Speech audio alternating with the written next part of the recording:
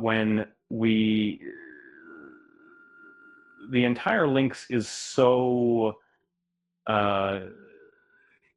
doing so plus a clickbait title in a title tag.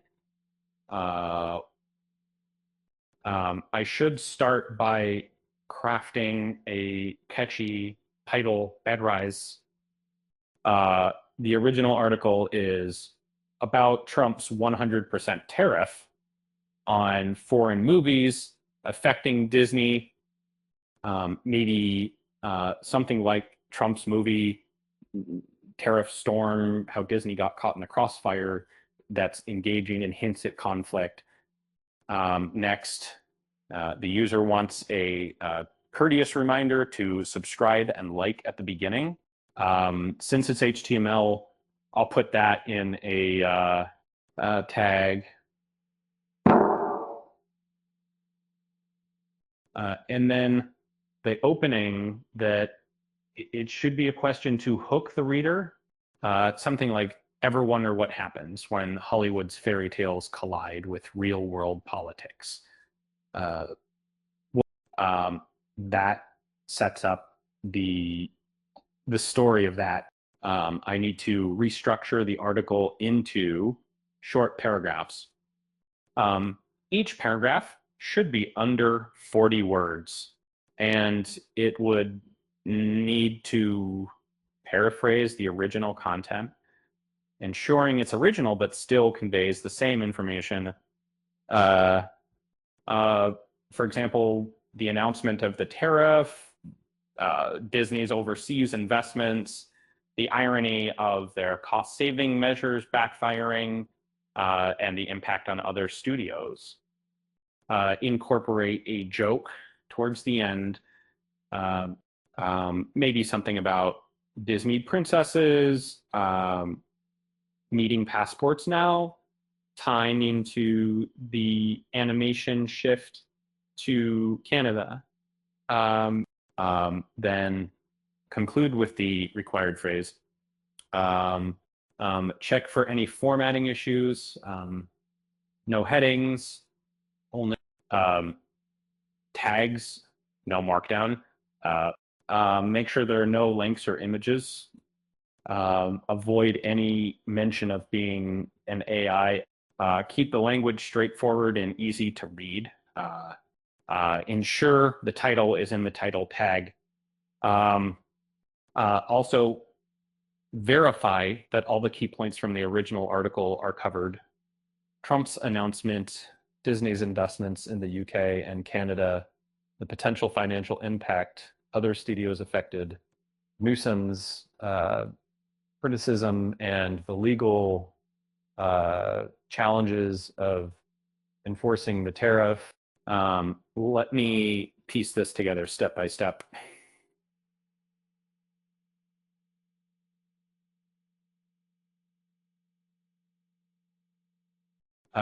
Start with the subscription reminder, and then the hook question, build the context, explain the tariff, Disney situation, other studios, legal issues, and wrap up with the joke and conclusion. Make sure each paragraph is concise and flows naturally.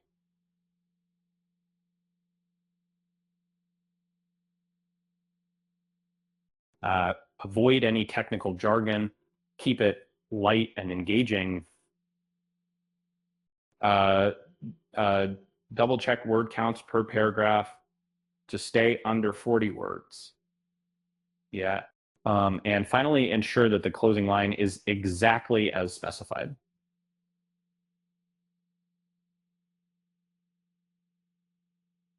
So end of thought, because of that. Before we dive in, a quick reminder, if you're enjoying this deep dive into Hollywood chaos, smash that like button and subscribe. Also check out, now let's get to the show.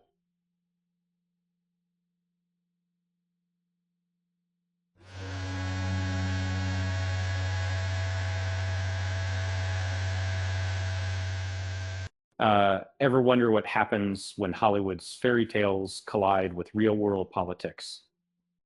Picture a blockbuster meeting a trade war. That's the mess unfolding right now.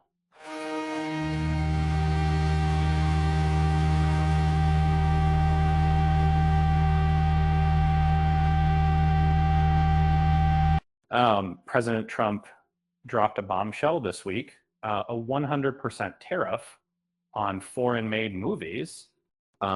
His claim, the industry has been stolen like candy from a baby, and I think can you start not to pay myself on Monday?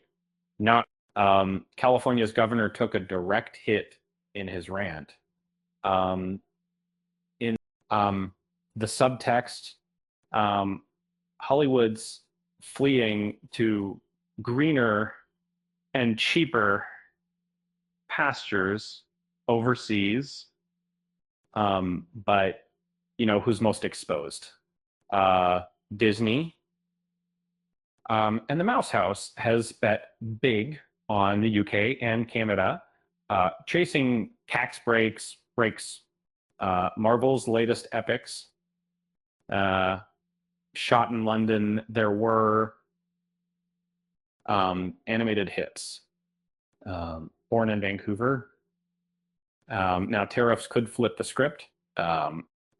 Imagine paying twice for a movie you already made. That's the nightmare facing Disney execs.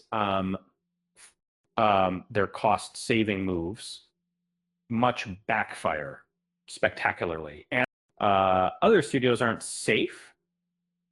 Warner Brothers in the UK, Sony in London, Netflix's global spree, all in Trump's crosshairs. But Disney's billions in foreign incentives make them the juiciest target. Here's the kicker. Taxing movies isn't like taxing steel. How do you define foreign made when a film's cut across 3 continents?